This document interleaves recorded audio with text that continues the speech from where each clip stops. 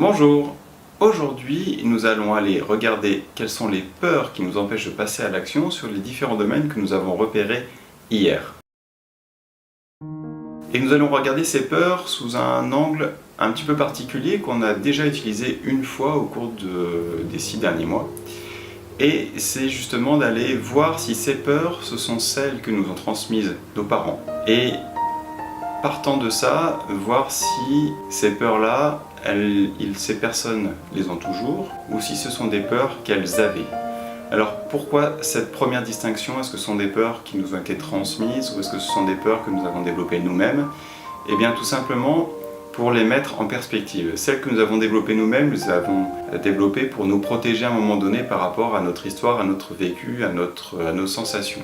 Donc c'est déjà un premier niveau, c'est-à-dire que nous les avons créées vraiment nous-mêmes par rapport à qui nous sommes ou qui nous étions à ce moment-là.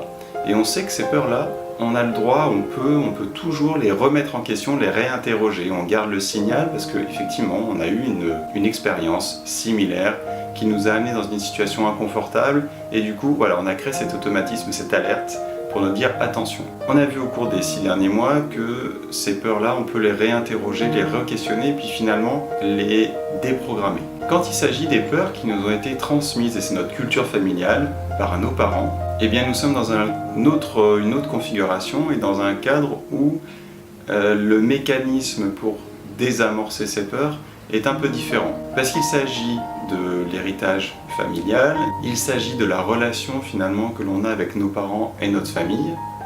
Et justement le fait de voir si les personnes qui l'ont transmis, si ça vient de notre père ou de notre mère, et si notre père ou notre mère aujourd'hui a encore ou non cette peur, ben ça va nous permettre, nous faciliter le travail de déconstruire ces peurs si elles sont limitantes aujourd'hui et si elles nous entravent dans le passage à l'action. Et surtout si l'action que l'on veut mettre en œuvre est vraiment bloquée par cette peur parce que on voudrait justement faire celle qui nous fait vraiment peur. Ça nous permet de questionner notre culture, notre enseignement, toute l'éducation qu'on a reçue pour réaffirmer notre acceptation de celle-ci ou justement remettre en cause certaines parties et commencer à prendre un peu d'écart, j'allais dire de liberté, mais non, parce que c'est pas une question de liberté ou pas, mais vraiment prendre un peu d'écart, se donner le droit de remodeler cela pour se créer son propre monde, ses propres règles finalement, toujours bien évidemment dans le respect de soi et des autres.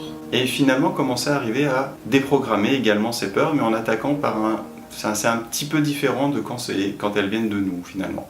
Lorsqu'on a vu nos parents dépasser ces peurs, ou en tout cas les déprogrammer de quelque façon que ce soit, eh bien ça nous prouve qu'il est possible de les dépasser, d'aller au-delà de ces peurs et surtout de les remettre à leur place de signal, mais pas à leur place à la place qu'elles ont aujourd'hui en nous de blocage, de limitation. Si au contraire nos parents ont toujours ces peurs, on peut se poser à mon avis 2 questions. Une c'est est-ce que elle est vraiment légitime cette peur? Est-ce que le danger derrière est vraiment aussi grand ou pas? Et deuxième question, si mes parents n'ont pas dépassé cette peur, ils n'en avaient peut-être pas envie, mais moi si j'en ai envie, eh ben, peut-être que je pourrais le faire, et peut-être que ça aidera mes parents à dépasser cette peur si un jour ils ont envie de la dépasser eux aussi. Je m'arrête là pour aujourd'hui, je vous remercie d'avoir regardé cette vidéo, je vous souhaite une belle journée et prenez soin de vous.